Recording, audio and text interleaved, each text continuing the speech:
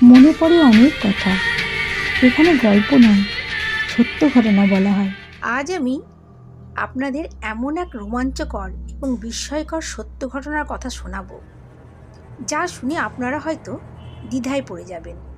মনে হতে পারে সত্যিই কি এমনটা সম্ভব, কিন্তু বিশ্বাস করুন, জীবন মাঝে মাঝে গল্পের চেয়েও বেশি অদ্ভুত হয়। আজ থেকে প্রায় 43 বছর আগেকার কথা। আমার এক মাসি ছিলেন দুঃসম্পর্কে। ওনার মুখেই শোনা গল্প আমি ডায়েরিবন্দি করে রেখেছিলাম। আজ সেই ডায়েরির পাতা থেকে আপনাদেরকে উপহার দিলাম এই সত্য ভয়ঙ্কর ঘটনাটি। আমার মাসির বাড়ি শহরে হলেও মাসির বিয়ে হয়েছিল কিন্তু এক প্রত্যন্তর গ্রামে। সেই সময় গ্রামের সেই অকৃত্রিম রূপ, যৌথ পরিবারের মায়া আর মানুষের সহজ সরল জীবনযাপন এখনকার মতন ছিল না। বড় বড় পরিবারগুলো তখন এক ছাদের তলায় হাসি কান্না ভাগ করে নিত। সত্যি বলতে সেই একান্নবর্তী পরিবারের দৃশ্যগুলো দেখতেও এক অপূর্ব প্রশান্তি পাওয়া যেত। এমনই এক যৌথ পরিবারে থাকতেন আমার মাসি। তার হাসি খুশি পরিবারে সবার সাথে খুব সুসম্পর্ক ছিল, কিন্তু এই ছবির মতন সুন্দর পরিবারের মধ্যে ছোট্ট একটি মেয়ে ছিল, যার নাম ছিল মেঘা। মেঘার বয়স তখন 6 কি 7 বছর। গ্রাম বাংলার ধুলোবালিতে বেড়ে ওঠা এই শিশুটি দেখতে ছিল খুব মিষ্টি। তার গায়ে শ্যামলা বরণ মায়া কেড়ে নিত সবার। কোকড়ানো লম্বা চুল, টানা টানা চোখ, আর মুখে সব সময় লেগে থাকা সেই একচিলতে মিষ্টি হাসি। মেঘা যেন ছিল সেই পরিবারের প্রাণ। কিন্তু এই শান্ত এবং সাধারণ জীবনটার আড়ালেই লুকিয়েছিল 43 বছর আগের সেই অদ্ভুত সত্য, যা আজ আপনাদের আমি শোনাব। মেঘার বাড়ির নাম ছিল নীলু। নীলুর ব্যবহার ছিল ঠিক তার চেহারার মতোই মিষ্টি। যেহেতু মাসি তখন সেই বাড়ির নতুন বউ হয়ে গিয়েছিল, নীলু যেন মাসির ছায়ার মতন হয়ে উঠেছিল। সারাদিন মাসির পাশে পাশেই থাকতো। বাগান থেকে ফুল তোলা কিংবা সন্ধ্যার সময় মাসি যখন বসে থাকতেন, নীলুও তখন তার বই খাতা নিয়ে ঠিক মাসির পাশটিতে এসে বসতো। আর ঠিক এইভাবেই সেই দিনগুলো হাসিতে আনন্দে উৎসবে বেশ ভালোই কাটছিল। সেই সময় মাসিদের ওই গ্রামে একটা মেলা হতো। প্রতি বছরই মেলাটা হয়, আর এই উপলক্ষে কবিগান, হাস্যরস, নাটক, ম্যাজিক সব কিছুই হতো। আর শেষের দিনে হতো বিশাল ভুরিভোজের আয়োজন। পুরো গ্রামবাসী জাতি ধর্ম নির্বিশেষে একসঙ্গে আনন্দ করত। এটা দেখতেও কত শান্তি, শুনলে মনটাই ভরে যায়। তো এই আনন্দ উপলক্ষে সেই ছোট্ট মেয়েটি একবার এক একটি জামা, এক এক রকমের চুল বেঁধে বারবার সেই উৎসবে ছুটতে ছুটতে যেত। মেলাটি ছিল মাসির বাড়ির ঠিক পাশে, মাত্র 5 মিনিটের হাঁটা পথ। একটি ছোট্ট আমবাগানের সরু রাস্তা দিয়ে গেলেই মেলা প্রাঙ্গণে পৌঁছানো যেত। দিনের বেলা এই পথটা খুবই সাধারণ মনে হলেও বিকেলের আলো ফুরিয়ে আসতেই আমবাগানটি যেন এক রহস্যময় গাম্ভীর্য ধারণ করত। আর এই মাত্র 5 মিনিটের অতি পরিচিত আমবাগানের পথটি নীলুর জীবনে এমন এক বাঁক নিয়ে আসবে, যা মাসি বা মাসির পরিবার কোনোদিনই কল্পনা করতে পারেনি। সেই মেলাটি টানা 7 দিন ধরে চলত। গ্রামের প্রতিটি মানুষের মনে ছিল এক অদ্ভুত আনন্দ, আর নীলু তো খুশিতে আত্মহারা। সে সারা বাড়িময় আনন্দে ছুটে বেড়াতো। একবার ছুটতে যেত মেলা প্রাঙ্গণে, আবার ছুটতে আসতো বাড়িতে। তার সে এক অন্যরকম আনন্দ। সেদিন ছিল মেলার শেষ দিন। সকাল সকাল মাসি নীলুকে স্নান করিয়ে সাজিয়ে দিয়েছিলেন। নীলু সেই লম্বা কোকড়ানো চুলগুলো তখন পিঠময় ছড়িয়েছিল। মাসি চাইলেন চুলগুলো বেঁধে দিতে, কারণ গ্রাম বাংলার পুরনো বিশ্বাস বলে খোলা চুলে বাড়ির বাইরে যাওয়া অমঙ্গলজনক। কিন্তু নীলু সেদিন কিছুতেই তার চুল বাঁধতে দিল না। সে কান্নাকাটি শুরু করলো। একরোকা হয়ে বলতে লাগলো সে খোলা চুলেই আজ মেলায় যাবে। নীলুর মাও বারবার বোঝালেন, নীলু, অত বড় মেলায় খোলা চুলে ঘুরে বেড়ানো ঠিক নয়। কিন্তু নীলুর সেই অবুঝ মন কোনো বাধাই মানতে চাইল না। ওর সেই অস্বাভাবিক জেদের কাছে হার মানল মা ও মাসি। শেষ পর্যন্ত তাকে যেতে দেওয়া হলো মেলাতে তার বন্ধুদের সঙ্গে। নীলুকে খোলা চুলে মেলায় যাওয়ার পারমিশন দিলেও নীলুর মায়ের মনটা যেন সেই ছোট্ট মেয়েটির জন্য ডুকরে ডুকরে উঠছিল। মাতৃত্বের এক অদ্ভুত ষষ্ঠ ইন্দ্র যেন তাকে বারবার সতর্ক করছিল। মনের এক অজানা আশঙ্কায় তিনি বারবার মেলার দিকে তাকিয়ে নীলুর বাড়িতে ফেরা অপেক্ষা করছিলেন। ম্যাজিক শো দেখে সেদিন বাড়ি আসতে আসতে অনেকটাই দেরি হয়েছিল। যে মেয়েটি বাড়িতে এসেই চিৎকার করে, কই মা, খেতে দাও, সেদিন আর কিছুই বলল না, একদম চলে যায় দোতলার সেই চিলেকোঠায়। আপনারা তো জানেন, গ্রাম বাংলার দিকে এখনও মাটির দোতলা বাড়ি দেখা যায়। সেই দিন নীলু কিন্তু বাড়ি ফিরে না যায় তার মায়ের কাছে, না যায় আমার মাসির কাছে, সেই দোতলা বাড়ির চিলেকোঠার ওপরে উঠে যায়। ও পেছন ফিরে রাগে গজরাতে থাকে। ওর মুখে একটা বিরক্তির ভাবভঙ্গি। বাড়ির সবাই প্রথমে মনে করেন হয়তো বন্ধুদের সঙ্গে রাগারাগি হয়েছে, কিন্তু বিকেল গড়িয়ে যখন সন্ধে হলো তবুও মেয়েটি নিচে নামলো না, খেতেও আসলো না, তখন সবার খুব সন্দেহ হয় কি হলো মেয়েটার, বিশেষ করে আমার মাসির, কারণ মাসির কাছেই সে বেশি সময় থাকতো। ৪৩ বছর আগে সেই ঘোর দুপুরবেলায় নীলুর সাথে আসলে কি হয়েছিল? সেই নিস্তব্ধ আমবাগানের মধ্যে দিয়ে নীলু কি একা এসেছিল, নাকি অদৃশ্য কোনো ছায়া তার সঙ্গী হয়ে এসেছিল? কিন্তু সময় যত গড়াচ্ছিল নীলুর আচরণ ততই অস্বাভাবিক হয়ে উঠছিল। সে নিচে নামছিল না, এমনকি রাতের খাবার পর্যন্ত খেলো না। বাড়ির সবার মনে তখন এক গাঢ় সন্দেহ দানা বাঁধতে শুরু করল। অবশেষে যখন সবাই নীলুর ঘরের দরজা খুলল, তখন নীলুকে দেখে সবার রক্ত হিম হয়ে গেল। নীলুর সেই ডাগর ডাগর মায়াবী চোখ দুটো তখন রক্তবর্ণ হয়ে উঠেছে। দাঁতগুলো যেন অস্বাভাবিকভাবে বের করে দুপাটি দাঁতের সঙ্গে কিরকির করে এক বিকট শব্দ করে এক অদ্ভুত ভঙ্গিতে সবার দিকে তাকিয়ে আছে। আর তার থেকেও বিস্ময়কর ছিল নীলুর পরনে জামা কাপড়গুলো। অত সুন্দর করে পরিপাটি করে সাজিয়ে দেওয়া মেয়েটি জামা কাপড়গুলো যেন একদম নোংরা, অগোছালো, মাথার চুল উস্কো খুস্কো। আর দোতলা ঘরের সেই চিলেকোঠার ওপর থেকে একদম কাঁচা মাছের আষ্টে আষ্টে গন্ধ, যা ছিল এক পরম রহস্য। নীলুর সেই নিষ্পাপ মুখটা তখন এক বিভীষিকাময় রূপ নিয়েছিল। ওর শরীর থেকে একটা অদ্ভুত পচা গন্ধ বেরোচ্ছিল। সেই মেয়েটি অর্থাৎ নীলু সে জ্ঞান হারিয়ে ফেলল। দীর্ঘ সময় পর যখন তার জ্ঞান ফিরল, সে কিছুই মনে করতে পারল না। তার কাছে সেই পুরনো বিকেল আর সন্ধ্যেটা ছিল এক ধূসর স্মৃতি। আজ ৪৩ বছর পার হয়ে গেছে। সেই ঘটনার কোনো যৌক্তিক ব্যাখ্যা আজও মেলেনি। গ্রাম বাংলার লোককথায় একে হয়তো কোনো অশুভ ছায়া বা প্রেতনির দৃষ্টি বলা হতো। কিন্তু প্রশ্ন হলো, সেই নির্জন আমবাগানের পথে নীলু কি আসলেও একা ছিল, নাকি সেই মেলা থেকে ফেরার পথে কোনো অশরীরী ছায়া তার খোলা চুলের গন্ধে মোহিত হয়ে তার পিছু নিয়েছিল? স্মৃতির এই ধূসর পাতাগুলো আমাদের বারবার মনে করিয়ে দেয়, বিজ্ঞান যেখানে শেষ হয় সেখান থেকেই হয়তো রহস্যের শুরু। জীবন কি গল্পের চেয়েও বেশি কিছু অদ্ভুত? সেই নির্জন রাতে বাড়ির ভেতরের পরিবেশটা যেন হঠাৎ ভারী হয়ে উঠল। নীলু সেই শান্ত ও মায়াবী রূপটা তখন পুরোপুরি হারিয়ে গেছে। নীলুকে শান্ত করার সব রকম চেষ্টা তখন ব্যর্থ হচ্ছিল।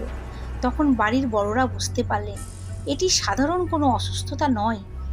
সবার মনে তখন একটাই প্রশ্ন ঘুরপাক খাচ্ছিল, নীলুর খোলা চুলে মেলায় যাওয়া যে জেদ করছিল, তার মাসুল কি তাকে এভাবেই দিতে হচ্ছে? কেউ একজন খেয়াল করলেন নীলুর লম্বা সুন্দর চুলগুলো এখন জট পাকানো এবং অগোছালো। দেখে মনে হচ্ছে কোনো এক অশুভ শক্তি তাকে যেন আষ্টে পিষ্টে জড়িয়ে ধরেছে। বাড়ির পরিস্থিতি দেখে পাড়া প্রতিবেশীরাও একে একে জড়ো হতে শুরু করলো। গ্রামের বয়স্ক মানুষগুলো তখন ফিসফিস করে বলতে লাগলেন, এই মেয়েকে সাধারণ ডাক্তার দেখিয়ে লাভ নেই, একে নিশ্চিতভাবে ভূতে ধরেছে। কেউ পরামর্শ দিলেন কোনো ওঝা বা গুণিনের কাছে নিয়ে যেতে, আবার কেউ বললেন গ্রামের মন্দিরে নিয়ে গিয়ে আশীর্বাদ নিয়ে আসতে। মানুষের বিশ্বাসের দোলাচলে নীলুর পরিবার তখন দিশেহারা। সেই রাতে নীলুর পরিবার যে অসহায়তার মধ্যে দিয়ে গিয়েছিল তা আজও সেই ডায়েরির পাতায় জীবন্ত হয়ে আছে। রাত গভীর হতেই শুরু হলো এক অদ্ভুত তাণ্ডব। ঘুমের মধ্যেই সে এমন সব অঙ্গভঙ্গি করছিল যা কোনো সাধারণ মানুষের পক্ষে সম্ভব নয়। সকাল হতেই দেখা গেল আর এক অদ্ভুত দৃশ্য। নীলুর চুলের জট ছাড়ানোর জন্য নীলুর মা যখন তাকে বাথরুমে নিয়ে গিয়েছিল স্নান করানোর জন্য, হঠাৎ নীলুর চরিত্রের এক অদ্ভুত পরিবর্তন ঘটল। সে তার মাকে ধাক্কা দিয়ে ছুটতে বেরিয়ে গেল বাথরুম থেকে। তারপর দৌড় লাগালো তাদের পাশে থাকা পুকুরটির দিকে। যে মেয়েটি কোনোদিন পুকুরে স্নান করতো না, সাঁতার জানতো না, সে এক লাফে নেমে পড়ল পুকুরে আর মাঝ পুকুরে গিয়ে অবলীলাক্রমে সাঁতার দিতে শুরু করলো, যা দেখে বাড়ির লোক ও পাড়া প্রতিবেশী আঁতকে উঠেছিল।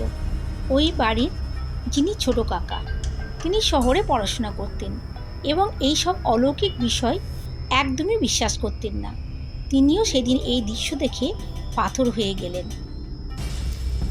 তখন তিনি পরামর্শ দিলেন নীলুকে ইমিডিয়েট ডাক্তার দেখানো উচিত। ডাক্তার দেখাবো বললেই তো সঙ্গে সঙ্গে সেটা সম্ভব নয়, বিশেষ করে গ্রাম বাংলার দিকে। তার জন্য ভালো ডাক্তারের যোগাযোগ পাওয়াটা খুব জরুরি। সেই কারণে দুদিন দেরি হলো। আর এই দুদিনের মধ্যে এমন কিছু অ্যাক্টিভিটি নীলুর মধ্যে লক্ষ্য করলো বাড়ির সবাই, সেটা সত্যিই অবর্ণনীয়। সেই সুন্দর বড় বড় কোঁকড়ানো চুলগুলো সেদিনের পর থেকে কেউ যদি বাঁধতে যেত, সঙ্গে সঙ্গে সে রেগে উঠত এবং পশুর মতন আক্রমণ করত। সেই সুন্দর বড় বড় কোঁচকানো চুল সেদিনের পর থেকে কেউ আর বাঁধতে পারছিল না, কারণ চুল বাঁধতে গেলেই পশুর থেকেও ভয়ানক হয়ে সে আক্রমণ করত। তাকে যে ঘরটাতে রাখা হয়েছিল সেখানে কোনো রকম সুগন্ধি, ধূপ, প্রদীপ বা ধূপকাঠি জ্বালানো প্রায় অসম্ভব হয়ে উঠেছিল। গ্রামের মানুষজন সবাই বলা বলি শুরু করল, মনে হয় মেয়েটাকে ভূতে ধরেছে গো, আর তোমরা বাড়িতে রেখো না, যাও কোনো একজন ওঝার কাছে নিয়ে যাও বা কোনো ঠাকুর মন্দিরে নিয়ে যাও, যখন ডাক্তার দেখাবে তখন দেখাবে, কিন্তু এইভাবে ওকে আর বাড়িতে ফেলে রেখো না। তারপর তাকে নিয়ে যাওয়া হয়েছিল কোনো একজন ওই পাশে কোনো ঠাকুরবাড়ি বা আশ্রম টাশ্রমে। তো হ্যাঁ, সেখান থেকে আসার পর মোটামুটি একটা দিন খুব ভালোই ছিল নীলু, একদম শান্ত হয়ে গেছিল। তারপর আবার শুরু হলো তার সেই তাণ্ডব অ্যাক্টিভিটিগুলো। তাকে চুল বেঁধে দিলে সে এবার নিজেই চুল খুলে ফেলে, নিজের আঙুলের নখ দিয়ে নিজের শরীরই ক্ষতবিক্ষত করে চিরে ফেলে। রান্না করবার জন্য মাছ ধুয়ে রেখে দিলে সে ছুটে যায় সেই কাঁচা মাছ খাওয়ার জন্য, লাল চোখ আর উগ্র মেজাজ।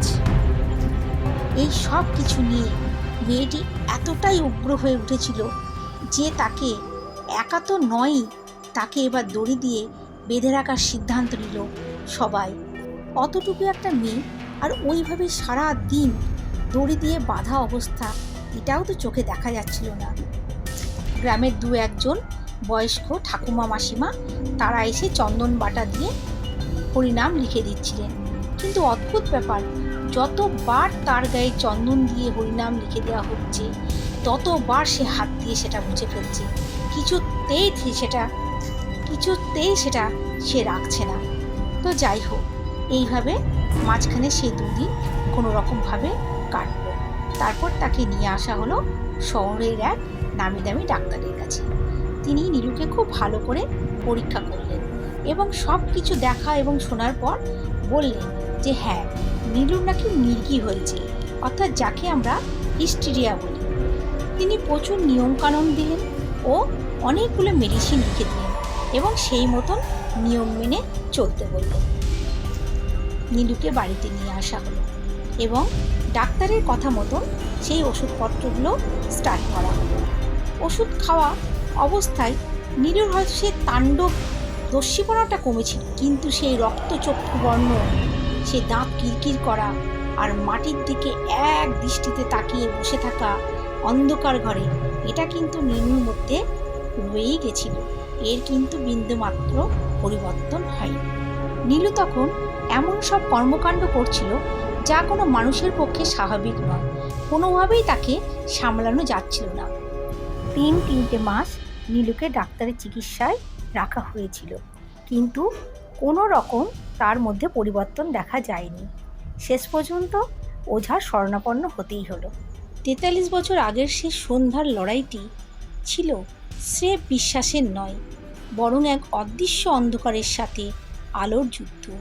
নীলু কি সত্যিই সেদিন মুক্তি পেয়েছিল, নাকি সেই অশুভ ছায়া তার জীবনের গভীরে স্থায়ী কোনো ক্ষত রেখে গিয়েছিল? ডাক্তারের পরীক্ষা নিরীক্ষা ও মেডিসিন যখন নীলুর উপর কোনো প্রভাব ফেলল না, তখন বাড়ির লোক সিদ্ধান্ত নিলেন, হ্যাঁ, এবার তাহলে শেষ অস্ত্র ওঝার কাছে যাওয়া। এবং অনেক খোঁজ খবর করে একজন ওঝাকে বাড়িতে ডেকে নিয়ে আসা হলো। ওঝা বাড়িতে এলেন। ওঝাকে দেখা মাত্রই নীলু চিৎকার করে উঠল, তুই আবার এসেছিস? যা, চলে যা এখান থেকে। ওঝা মেয়েটিকে ভালো করে দেখলেন এবং বললেন, আমি পরপর 3 দিন আসবো, এবং আমি যে জিনিসগুলো বলছি সেগুলো কিন্তু সব আয়োজন করে রাখতে হবে। এগুলো কিন্তু আমার সব কিছুই লাগবে। তো ওঝার কথা মতন বাড়ির লোক সমস্ত জিনিসপত্রগুলো এনে রাখলেন। সেই দিনের মতন ওঝা বাড়ি চলে গেলেন। কিন্তু ওঝা বাড়ি চলে গেলে হবে কি? নীলুর মধ্যে তখন এক অন্যরকম রাগ, এতটাই রাগ, সে বসেছিল আমার মাসির পাশে বারান্দাতে। তাকে শক্ত করে মাসির হাতটা ধরে রেখেছিল, আর নীলুর মা তার সামনে কলতলায় বালতি করে জল ভরছিল। হঠাৎ মাসির হাত ছিটকে ছুটতে গেল নীলু তার মায়ের কাছে, এবং অদ্ভুত ব্যাপার, ওইটুকুনি একটা বাচ্চা মেয়ে কি করে সম্ভব দাঁতে করে 1 বালতি জল তুলে নেওয়া, এবং সেই বালতি ধরে ছুট লাগালো রাস্তার দিকে। এই যে নীলুর মধ্যে অতি দানবীয় এক শক্তি, এই দেখে সেদিন বাড়ির প্রত্যেকটা মানুষ প্রচণ্ড পরিমাণে কান্নাকাটি করেছিল। তারা কিছুতেই মেনে নিতে পারছিল না নীলুর এই রূপ। পরের দিন ওঝা বাড়িতে এলেন, এবং সেই দিন নীলুর উপরে যে কার্যগুলো তিনি করলেন, সেদিন কিন্তু নীলু খুব আক্রমণাত্মক হয়ে উঠেছিল। তারপরের দিন, দ্বিতীয় দিন, যখন এসে তিনি আবার তার উপরে তার দ্বিতীয় দিনের কার্যগুলো করলেন, তখন কিন্তু সে আর হিংসাত্মক ছিল না। সে শুধু কাঁদছিল, ডুকরে ডুকরে কাঁদছিল। এবং তৃতীয় দিন ওঝা যখন তার শেষ ক্রিয়াগুলো সম্পন্ন করলেন এবং নীলুর উদ্দেশ্যে বলল, তুই যে চলে যাবি দেহ ছেড়ে, তার কী প্রমাণ দিয়ে যাবি? তখন নীলুর মুখ দিয়ে একটি কথাই বের হয়েছিল, আমাকে বাঁধনমুক্ত করো, আমি ছুটতে যাব ওই আমবাগানে, ওই কোণের আম গাছটি নিচে গিয়ে আমি পড়ে যাব। এবং সত্যিই সেদিন তাই হয়েছিল, এবং তার 2 দিন পরে দেখা গেল আম গাছটি সম্পূর্ণরূপে শুকিয়ে গেছে। তাহলে বন্ধুরা, কি বলবেন? এটা কি ভূতে ধরা না হিস্টেরিয়া? অবশ্যই কমেন্ট করে জানাবেন। হ্যাঁ, আর এই যে 3 দিন ধরে ওঝা যে ক্রিয়াগুলো ও কার্যগুলো নীলুর ওপর করেছিল, তার বলা হলো না, কারণ বিজ্ঞান মনস্ক ও শিক্ষিত সমাজের মানুষের কাছে এটা বিশ্বাসযোগ্য নাও হতে পারে। আজ তাহলে এ পর্যন্তই। আবার ফিরে আসছি নেক্সট এপিসোডে নতুন কোনো গল্প নিয়ে। আর আমার এই গল্পগুলো যদি আপনাদের ভালো লাগে, অবশ্যই সাবস্ক্রাইব করে দেবেন, লাইক করবেন, আর এই দিদিটিকে একটু সাপোর্ট করবেন। কেমন? টাটা।